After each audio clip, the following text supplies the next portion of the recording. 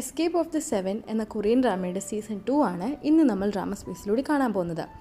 ഈ ഡ്രാമയുടെ സീസൺ 1 കാണാത്ത ആരെങ്കിലും ഈ ഒരു വീഡിയോ കാണുന്നുണ്ടെങ്കിൽ ഡിസ്ക്രിപ്ഷൻ ബോക്സിൽ ആദ്യത്തെ സീസണിൻ്റെ ആദ്യത്തെ എപ്പിസോഡിൻ്റെ ലിങ്ക് കൊടുത്തിട്ടുണ്ട്.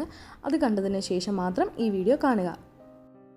എപ്പിസോഡിൻ്റെ തുടക്കത്തിൽ നമ്മൾ കാണുന്നത് ആരോ ഒരാൾ ദാമയുടെ കുട്ടിക്കാലത്തെ വീഡിയോസ് കണ്ടുകൊണ്ടിരിക്കുന്നതാണ്. ആ ആളുടെ മുഖം വ്യക്തമല്ല, പക്ഷേ ആ കാണുന്ന വീഡിയോസിൻ്റെ കൂട്ടത്തിൽ ദാമയെ ഷൂട്ട് ചെയ്ത് വീഴ്ത്തുന്നതിൻ്റെ ഒറിജിനൽ വീഡിയോസും ഉണ്ടായിരുന്നു. ആ വീഡിയോയിൽ നിന്ന് മിസ്റ്റർ ലീ മനഃപൂർവ്വം ദാമയെ ഷൂട്ട് ചെയ്തതല്ല, പകരം കെ അദ്ദേഹത്തിൻ്റെ കൈ ഉപയോഗിച്ച് ദാമയെ ഷൂട്ട് ചെയ്യിപ്പിച്ചതാണ് എന്നുള്ള കാര്യം വ്യക്തമാണ്. അടുത്ത സീനിൽ കാണിക്കുന്നത് ബോധം വന്ന ദോഹ്യുക്കിനെ കാണാനായിട്ട് എത്തിയ കങ്ങിനെയായിരുന്നു. കങ്ങ വളരെയധികം ഇമോഷണലായിട്ട് ദോഹ്യുക്കിൻ്റെ അടുത്ത് സംസാരിക്കുകയാണ്. ദോഹ്യുക്ക് മിസ്റ്റർ ലീയുടെ കാര്യം ഓർത്തപ്പോൾ അദ്ദേഹം സ്വയം ജീവൻ കൊടുത്ത് ദോഹ്യുക്കിന് വേണ്ടി സാക്രിഫൈസ് ചെയ്യുന്നതിന് മുമ്പായി പറഞ്ഞ കാര്യങ്ങൾ ഓർക്കുകയാണ്. അദ്ദേഹം ഒരു ഫ്ലാഷ് ഡ്രൈവ് ദോഹ്യുക്കിൻ്റെ കയ്യിൽ കൊടുത്തിട്ടുണ്ടായിരുന്നു. അതിൽ ലൂക്ക ആയിട്ട് റിലേറ്റഡ് ആയിട്ടുള്ള എല്ലാ ഇൻഫർമേഷൻസും ഉണ്ടായിരുന്നു. ലൂക്ക എന്ന് പറയുന്നത് മിസ്റ്റർ ലീയുടെ ബുദ്ധിയും സഹായവും ഉപയോഗിച്ച് മാത്യു ഉണ്ടാക്കിയെടുത്ത ആർട്ടിഫിഷ്യൽ ഇൻ്റലിജൻസ് ആയിരുന്നു. ഹോസ്പിറ്റലിൽ നിന്ന് തിരിച്ചു വരുന്ന വഴി കങ് ദോഹ്യുക്കിൻ്റെ അടുത്ത് പറയാണ്, ഹോസ്പിറ്റലിലെ ട്രീറ്റ്മെൻറ്റ്സിൻ്റെ സഹായത്തോടു കൂടിയാണ് പല വട്ടം ക്രിട്ടിക്കൽ കണ്ടീഷനിലായിട്ടും രക്ഷപ്പെടുത്താൻ സാധിച്ചത്. ദോഹ്യുക്ക് അതിനുശേഷം പങ്ങി മരിച്ചുപോയി എന്ന വിവരം കങ്ങിൻ്റെ അടുത്ത് പറയുകയാണ്. അതിന് തനിക്കറിയാമെന്നും അത് മാത്രമല്ല ഹന്ന മിസ്സിംഗ് ആണ്, താനത് അന്വേഷിച്ചു കൊണ്ടിരിക്കുകയാണ് എന്നുമായിരുന്നു കങ്ങിൻ്റെ മറുപടി. അപ്പോഴാണ് വഴിയരികിലുണ്ടായിരുന്ന ഒരു ബിൽ ബോർഡ് ദോഹ്യുക്കിൻ്റെ ശ്രദ്ധയിൽപ്പെടുന്നത്. അതിൽ മാത്യുവിൻ്റെ ഫോട്ടോയ്ക്കൊപ്പം പേര് കൊടുത്തിരുന്നത് മിസ്റ്റർ ലീയുടെ പേരായ ലീ വിസോ എന്നാണ്. ഇത് കണ്ട് ദോഹ്യുക്കൊന്ന് ഞെട്ടാണ്. അപ്പോൾ കങ്ങ് പറയാണ്, ഒരുപാട് കാര്യങ്ങൾ നീ ഹോസ്പിറ്റലിലായിരുന്നപ്പോൾ സംഭവിച്ചു. കെ റാഹിയുടെ സഹായത്തോടു കൂടി മിസ്റ്റർ ലീ ആയിട്ട് ഒഫീഷ്യലി മാറിയിരിക്കുകയാണ്. മാത്യു ഇപ്പോൾ ലോകത്തിന് മുൻപിൽ ഒരു ഹീറോ ആയി മാറിയിരിക്കുകയാണ്. സ്വന്തം മകൾക്ക് നീതി ലഭിക്കാനായി താൻ ആരാണെന്ന സത്യം പുറത്തു പറയാതെ മാത്യു ആയിട്ട് 5 വർഷം പ്രവർത്തിച്ച അച്ഛൻ. കെ മിസ്റ്റർ ലീയുടെ ഫിംഗർ പ്രിൻറ്റ്സ്, നെഞ്ചിലെ ടാറ്റു, ഡെൻറ്റിസ്റ്റ് റെക്കോർഡ്സ് ഉൾപ്പെടെ മാനിപ്പുലേറ്റ് ചെയ്ത് പോലീസ് ഡേറ്റാബേസിലും മാനിപ്പുലേഷൻ നടത്തി സ്വയം മിസ്റ്റർ ലീ ആണെന്ന് പ്രൂവ് ചെയ്തിരുന്നു. റാഹിയുടെയും കെയുടെയും ബ്രില്യൻ്റായ നാടകത്തിലൂടെ ലോകത്തെ മൊത്തം ഈ കള്ളങ്ങൾ പറഞ്ഞ് വിശ്വസിപ്പിച്ചിരിക്കുകയാണ്. അതുമാത്രമല്ല ചെയർമാൻ ബങ്ങിൻ്റെ പൈസയും അവർ കണ്ടെടുത്തു. കങ്ങ് ഒരു കാര്യം കൂടി ദോഹ്യുക്കിൻ്റെ അടുത്ത് പറയാണ്. അതായത് ദോഹ്യുക്കിൻ്റെ ഫോട്ടോ വെച്ച് അവൻ സിം ജുൻ സോക്ക് ആണെന്ന് പറഞ്ഞ് ലോകത്തിന് മുൻപിൽ അവനെ ഒരു ക്രിമിനലാക്കി മാറ്റിയിരിക്കുകയാണ് മാത്യു. ദോഹ്യുക്കിനെ വിശ്വസിക്കാൻ കഴിയുന്നില്ല ഇതെല്ലാം കേട്ടിട്ട്. ലോകം മുഴുവൻ എങ്ങനെ ഈ കള്ളങ്ങൾ വിശ്വസിച്ചു എന്നാണ് അവൻ ആലോചിക്കുന്നത്. ഇതെല്ലാം ലൂക്കയുടെ സഹായത്തോടു കൂടിയാണ് മാത്യുവിന് ചെയ്യാൻ സാധിച്ചത് എന്ന് കങ്ങ് പറയാണ്. അതിനുശേഷം മിസ്റ്റർ ലീ തന്നിരുന്ന ആ ഒരു ഫ്ലാഷ് ഡ്രൈവ് ദോഹ്യുക്കിൻ്റെ അടുത്ത് കീത്താക്ക് കൊടുക്കുകയാണ്. ഇത് ദോഹ്യുക്കിന് വേണ്ടി മിസ്റ്റർ ലീ തന്നിട്ട് പോയതാണ്.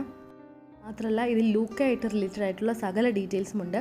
പക്ഷേ ഇത് ഓപ്പൺ ചെയ്യാനായിട്ട് ഒരു പാസ്വേഡ് വേണം, അതെനിക്ക് അറിയില്ല എന്ന് കങ്ങ് ദോഹ്യുക്കിൻ്റെ അടുത്ത് പറയാണ്. കങ്ങ് അതിനുശേഷം ദോഹ്യുക്കിൻ്റെ യഥാർത്ഥ ആൻറ്റിയും സോങ്ചൻ ഗ്രൂപ്പിലെ ചെയർമാൻ്റെ സഹോദരിയുമായ മിയയുടെ അടുത്ത് എത്തിക്കുകയാണ്. മിയ പറയാണ്, നിൻ്റെ അച്ഛനായിട്ട് ഞാൻ അത്രയ്ക്ക് നല്ല റിലേഷൻഷിപ്പിലായിരുന്നില്ലെങ്കിലും നിൻ്റെ അമ്മയായിട്ട് ഞാൻ നല്ലൊരു ഫ്രണ്ട്ഷിപ്പ് ഷെയർ ചെയ്തിരുന്നു. അതുകൊണ്ടാണ് നിന്നെ ഞാൻ സഹായിക്കുന്നത്. സത്യത്തിൽ ദോഹ്യുക്ക് ഇപ്പോൾ ലോകത്തിന് മുമ്പിൽ ഒരു ക്രിമിനൽ ആയതുകൊണ്ട് തന്നെ അവൻ്റെ ട്രീറ്റ്മെൻറ്റ് ലഭിക്കുക എന്നുള്ളൊരു കാര്യം അത്രയ്ക്ക് എളുപ്പമായിരുന്നില്ല. ഒരു ഹോസ്പിറ്റലും അവൻ്റെ ട്രീറ്റ്മെൻറ്റ് ഏറ്റെടുത്തിരുന്നില്ല. അതുകൊണ്ട് മിയ ഇടപെട്ടിട്ടാണ് ദോഹ്യുക്കിൻ്റെ എല്ലാ ട്രീറ്റ്മെൻറ്റ്സും നടക്കാനായിട്ട് സഹായിച്ചത്. മിയ അതിനുശേഷം ദോഹ്യുക്കിന് കുറച്ച് പണം കൊടുത്തതിന് ശേഷം സോങ്ചൻ ഗ്രൂപ്പിനെതിരെ റിവെഞ്ച് ചെയ്യണമെന്ന് പറയാണ്. ദോഹ്യുക്ക് അതിന് ഈ പൈസ തനിക്ക് വേണ്ടെന്നും ഇത് സോങ്ചൻ ഗ്രൂപ്പിനെതിരെ തന്നെ ഉപയോഗിക്കാമെന്നും പറയാണ്. തൻ്റെ പ്രധാന ലക്ഷ്യം അമ്മയും സഹോദരനെയും ഇല്ലാതാക്കിയ കെ തന്നെയാണ്. അതിനുശേഷം ആ 6 പേർ അവനെ ചതിച്ചിട്ട് സ്വന്തം ജീവിതം നോക്കി ലക്ഷ്യമിട്ട് പോയ ആ ഒരു 6 പേർക്കെതിരെയും പ്രതികാരം ചെയ്യണമെന്ന് ദോഹ്യുക്ക് പറയാണ്. തൻ്റെ യഥാർത്ഥ അച്ഛനും അമ്മയ്ക്കും വേണ്ടി സോങ്ചൻ ഗ്രൂപ്പ് തിരിച്ചു പിടിക്കുന്ന കാര്യവും ദോഹ്യുക്ക് പറയുന്നുണ്ട്. മിയ പറയാണ്, നീ അധികം നാളിങ്ങനെ ഒളിച്ച് ജീവിക്കേണ്ട ആവശ്യം വരില്ല. നിനക്ക് വേണ്ടിയുള്ളൊരു പുതിയ ഐഡൻറ്റിറ്റി ഞാൻ ഉണ്ടാക്കി തരുന്നതാണ്. ദോഹ്യുക്ക് അത് നിരസിക്കുകയും താൻ സ്വന്തം ഐഡൻറ്റിറ്റിയിൽ തന്നെ ജീവിച്ചോളാം എന്ന് പറയുകയും ചെയ്യുകയാണ്. അടുത്ത സീനിൽ മാത്യുവിനെയും റാഹിയെയും പിന്നെ ബാക്കിയുള്ളവരെയുമാണ് കാണിക്കുന്നത്. ഒഫീഷ്യലി ലോകത്തിന് മുൻപിൽ മിസ്റ്റർ ലീ ആവാൻ സാധിച്ചതിൻ്റെ സന്തോഷത്തിൽ എല്ലാവർക്കും $5 മില്യൺ വീതം സമ്മാനമായി നൽകുകയാണ് മാത്യു. പക്ഷേ ഇത് കണ്ട ഹൻമോണിക്ക് അധികം സന്തോഷമൊന്നും ഉണ്ടായിരുന്നില്ല. ഈ പൈസയൊക്കെ 4-5 ആഡ് ചെയ്ത് കഴിഞ്ഞാൽ എനിക്ക് കിട്ടും എന്ന് ഹൻമോണി പറയാണ്.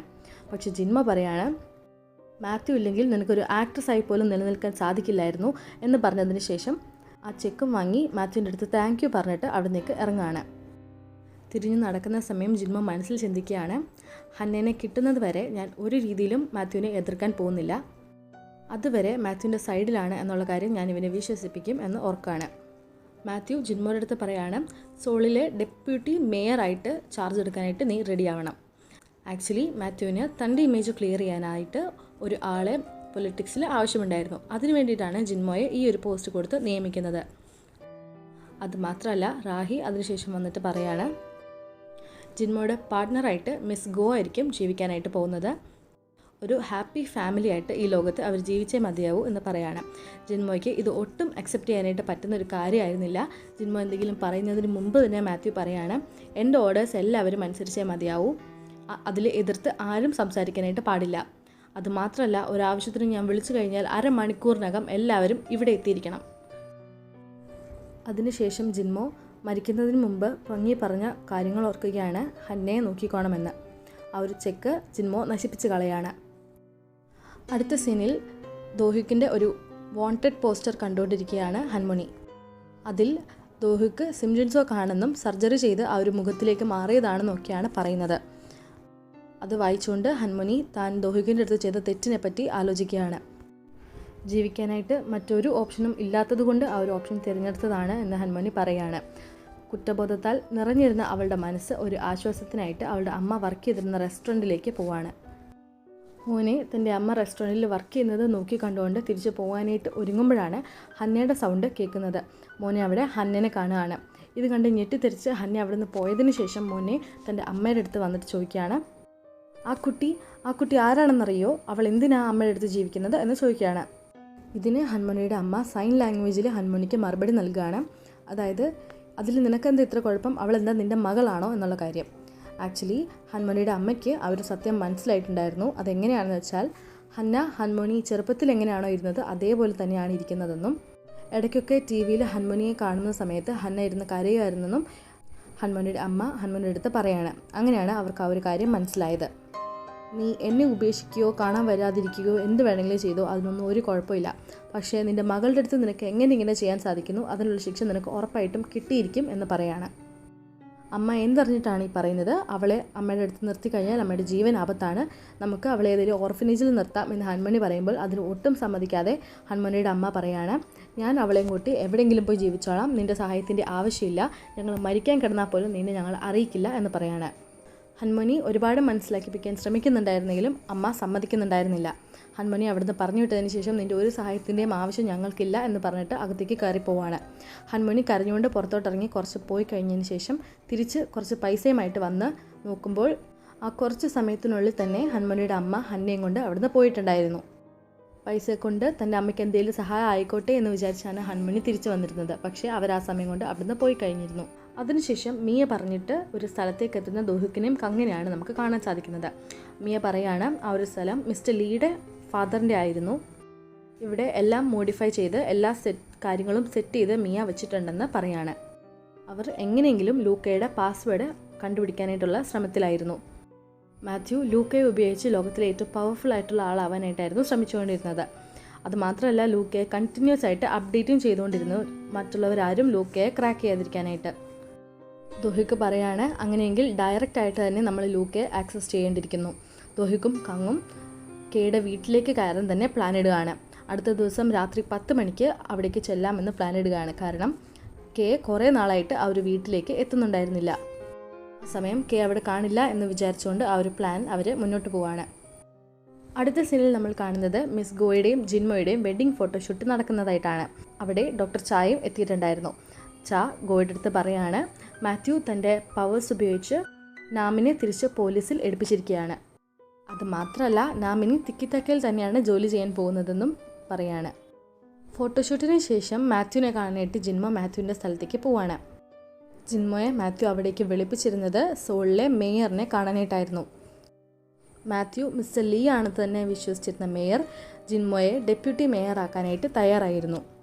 മാത്യുവിൻ്റെ അടുത്ത് നിന്ന് ജിൻമോ നേരെ വീട്ടിലേക്ക് ചെല്ലുകയാണ്. അവിടെ മിസ് ഗോയും മക്കളും ഉണ്ടായിരുന്നു. അവരൊരു പെർഫെക്റ്റ് ഫാമിലി ആയിട്ട് ജീവിക്കാനായിട്ട് തന്നെ മിസ് ഗോ തീരുമാനിച്ചിരിക്കുകയായിരുന്നു. ഫുഡൊക്കെ ഉണ്ടാക്കി വെച്ച് എല്ലാവരും ഡൈനിങ് ടേബിളിൽ കഴിക്കാനായിട്ട് ഇരിക്കുകയാണ്.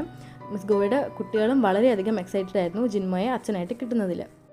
പക്ഷേ ജിൻമോയ്ക്ക് മാത്രം ഇത് അക്സെപ്റ്റ് ചെയ്യാനായിട്ട് പറ്റുന്നുണ്ടായിരുന്നില്ല. ആ ഡൈനിങ് ടേബിളിൽ ഇരുന്നിട്ട് പോലും ജിൻമോയ്ക്ക് പൊങ്ങിയുടെയും ഹന്നയുടെയും ഓർമ്മകൾ മാത്രമായിരുന്നു വന്നുകൊണ്ടിരുന്നത്. അതുകൊണ്ട് തന്നെ അവിടെ ഇരിക്കാൻ സാധിക്കാതെ ജിൻമോ എണീറ്റ് പോവുകയാണ്. പിന്നാലെ വന്ന മിസ് ഗോയുടെ അടുത്ത് ജിൻമോ പറയുകയാണ്, നമ്മൾ ലോകത്തിൻ്റെ മുമ്പിൽ മാത്രം ഒരു ഫാമിലിയായിട്ട് ജീവിക്കേണ്ട ആവശ്യമുള്ളൂ, വീടിനുള്ളിൽ ഇതുപോലത്തെ നാടകത്തിൻ്റെ ഒന്നും ആവശ്യമില്ല എന്നുള്ള കാര്യം. അതിനുശേഷം മാത്യുവിനെ റാഹിയാണ് കാണിക്കുന്നത്. മാത്യു റാഹിയുടെ അടുത്ത് പറയാണ്, മേയറായിട്ടുള്ള ജിൻമോയുടെ മീറ്റിംഗ് നന്നായിട്ട് തന്നെ നടന്നു. ജിൻമോ ഉടനെ തന്നെ ഡെപ്യൂട്ടി മേയറായിട്ട് ചാർജ് എടുക്കും. പക്ഷേ തനിക്ക് ജിൻമോയെ അധികം അങ്ങ് കണ്ട് വിശ്വസിക്കാനായിട്ട് സാധിക്കുന്നില്ല. കാരണം ജിൻമോ ഒരു പ്രാവശ്യം ചതിച്ചത് കാരണം വീണ്ടും ചതിക്കാനുള്ള സാധ്യതയുണ്ട്. അതുകൊണ്ട് അവനെ അത്ര കണ്ടങ്ങ് വിശ്വസിക്കാറായിട്ടില്ല എന്ന് മാത്യു പറയുമ്പോഴേക്കും റാഹി പറയാണ്, ജിൻമോയുടെ കാര്യം ഓർത്ത് ഒരിക്കലും പേടിക്കണ്ട. ഞാൻ മനഃപൂർവ്വമാണ് മിസ് ഗോയയും ജിൻമോയും കൂടി കല്യാണം കഴിപ്പിച്ചത്. തൻ്റെ കുട്ടികൾക്ക് വേണ്ടി എന്തും ചെയ്യുന്ന മിസ് ഗോയെ ഉപയോഗിച്ച് ജിൻമോയെ നമുക്ക് നിരീക്ഷിക്കാനായിട്ട് സാധിക്കും. അതിനുശേഷം മാത്യുവും റാഹിയും അവരുടെ പ്ലാൻസ് ഡിസ്കസ് ചെയ്യുകയാണ്. ദാമിയെ ഉപയോഗിച്ച് എങ്ങനെ മിസ്റ്റർ ലീ ആയി ആ ഒരു ലോകത്തിന് മുമ്പിൽ ഹീറോ ആയി ചിത്രീകരിക്കാം എന്നുള്ളൊരു പ്ലാൻ അവർ ഡിസ്കസ് ചെയ്യുകയാണ്. ദാമിയെ ഉപയോഗിച്ച് എങ്ങനെ ഇമോഷണൽ ആവണം എന്ന് റാഹി മാത്യുവിനെ പറഞ്ഞു കൊടുക്കുകയാണ്. അവരുടെ ഒരു സംസാരത്തിലൂടെ നമുക്ക് മനസ്സിലാക്കാം അടുത്ത ദിവസം തന്നെ റാഹി ഒരു ബിസിനസ് മീറ്റിങ്ങിനായിട്ട് US പോവുകയാണ്. അതുകൊണ്ട് തന്നെ മാത്യു $10 മില്യൺ റാഹിക്ക് സമ്മാനമായി കൊടുക്കുന്നു എന്ന് പറയാണ്. ഇത് കേട്ടിട്ട് റാഹി വളരെയധികം സന്തോഷിക്കുകയാണ്. അതിനുശേഷം റാഹിയുടെ വീടാണ് കാണിക്കുന്നത്. പിറ്റേ ദിവസം പോകാനായിട്ടുള്ള പാക്കിങ്ങിലായിരുന്നു റാഹി. പാക്കിങ്ങിൻ്റെ സമയത്ത് ഒരു ഹാർഡ് ഡിസ്ക് റാഹിയുടെ കയ്യിൽ പെടുകയാണ്. രക്ഷപ്പെടുന്ന സമയത്ത് മാത്യുവിൻ്റെ ഓഫീസിൽ നിന്ന് റാഹി ഇത് എടുത്തതായിരുന്നു എന്നുള്ള കാര്യം റാഹി ഓർത്തെടുക്കുകയാണ്. ആ ഒരു ഹാർഡ് ഡിസ്കിലെ കണ്ടൻസ് പരിശോധിക്കുന്നതിലൂടെ മിസ്റ്റർ ലീയെ ഉപയോഗിച്ച് എങ്ങനെയാണ് മാത്യു ഈ ഒരു പ്ലാൻസ് ഫുള്ള് ഉണ്ടാക്കി എന്നുള്ള കാര്യം റാഹി മനസ്സിലാക്കുകയാണ്. അങ്ങനെ അത് ചെക്ക് ചെയ്തുകൊണ്ടിരിക്കുന്ന സമയത്ത് ദാമിയുടെ കുറച്ച് വീഡിയോസ് റാഹിയുടെ കണ്ണിൽ പെടുകയാണ്. അങ്ങനെ അതിൽ നിന്ന് ഒരു വീഡിയോ റാഹി പ്ലേ ചെയ്യുന്ന സമയത്ത് വളരെ അവശ്യ നിലയിലുള്ള ദാമിയാണ് നമുക്ക് കാണാൻ സാധിക്കുന്നത്. അവളുടെ മുൻപിൽ കെയും നിൽക്കുന്നുണ്ടായിരുന്നു. കെ ദാമിയുടെ അടുത്ത് ചോദിക്കുകയാണ്, നിനക്ക് വേണ്ടി ഞാൻ നിൻ്റെ അമ്മയെ കൊല്ലട്ടെ? എന്തായാലും നിൻ്റെ സ്വന്തം അമ്മ തന്നെയല്ലേ നിൻ്റെ അടുത്ത് ഇങ്ങനെ ചെയ്തത്, അപ്പോൾ പിന്നെ അവരെ കൊല്ലുന്നതിൽ യാതൊരു തെറ്റുമില്ല അല്ലേ? ഇങ്ങനെയൊക്കെ പറഞ്ഞുകൊണ്ട് സ്വന്തം അമ്മയ്ക്കെതിരെ ദാമിയെ തിരിക്കാനായിട്ടുള്ള പ്ലാൻ ആയിരുന്നു കെ അവിടെ ചെയ്തിരുന്നത്. പക്ഷേ കെയുടെ പ്രതീക്ഷകൾ തെറ്റിച്ചുകൊണ്ട് ദാമി ഇങ്ങനെയായിരുന്നു പറഞ്ഞിരുന്നത്, എൻ്റെ അമ്മയെ ഒന്നും ചെയ്യരുത്, അമ്മയുടെ ജീവിതം വളരെ കഷ്ടതകൾ നിറഞ്ഞതായിരുന്നു, അതുകൊണ്ടായിരിക്കും ഇങ്ങനെയൊക്കെ ചെയ്തത് എന്ന് പറഞ്ഞിട്ട് സ്വന്തം അമ്മയുടെ പ്രവൃത്തികളെ ന്യായീകരിക്കാനായിട്ട് ശ്രമിച്ചുകൊണ്ടിരിക്കുന്ന ഒരു ദാമിയാണ് റാഹി അവിടെ കാണുന്നത്. എന്ത് പറഞ്ഞിട്ടും കാര്യമില്ലെന്ന് മനസ്സിലാക്കി ദാമിയെ ഗൺ പോയിന്റിൽ നിർത്തിയതിന് ശേഷം ചൂസ് ചെയ്യാനായിട്ട് പറയുകയാണ്. നിൻ്റെ ജീവൻ വേണോ അതോ നിൻ്റെ അമ്മയുടെ ജീവൻ വേണോ? നിൻ്റെ അമ്മയെ കൊല്ലുന്നോളാൻ പറഞ്ഞാൽ ഇപ്പം നിന്നെ ഞാൻ വെറുതെ വിടും. ഇപ്പം നീ ചൂസ് ചെയ്യാം, നിൻ്റെ സ്വന്തം ജീവിതം വേണോ അതോ നിൻ്റെ അമ്മയുടെ ജീവൻ ഇല്ലാതാക്കണോ എന്ന്. ഇങ്ങനൊരു ഓപ്ഷൻ കിട്ടിയിട്ട് പോലും ദാമി അവിടെ റാഹിയുടെ ജീവിതമാണ് ചൂസ് ചെയ്തിരുന്നത്. ദാമി പറയാണ്, എന്നെ എന്ത് വേണമെങ്കിലും ചെയ്തോളൂ, എൻ്റെ അമ്മയൊന്നും ചെയ്യരുത്. സ്വന്തം അമ്മയെ ഒരു പ്രാവശ്യം കാണണമെന്ന് മാത്രമേ ഉണ്ടായിരുന്നുള്ളൂ, അതെന്തായാലും സാധിച്ചു, അതിൽ ഞാൻ ഒരുപാട് സന്തോഷവതിയാണ്. എന്നെ തന്നെ കൊന്നോളൂ, എൻ്റെ അമ്മയൊന്നും ചെയ്യരുത് എന്ന് കേടെടുത്ത് അപേക്ഷിക്കുകയാണ് ദാമി. അങ്ങനെ ദാമിയെ ഷൂട്ട് ചെയ്യുകയാണ്. ഷൂട്ട് ചെയ്തതിന് പിന്നാലെ ദാമി ആ ഒരു കിണറിനുള്ളിലേക്ക് വീഴുകയാണ്. ഇങ്ങനെയായിരുന്നു ദാമിയെ ഇല്ലാതാക്കിയത് എന്നുള്ളൊരു സത്യം റാഹി മനസ്സിലാക്കുകയാണ്.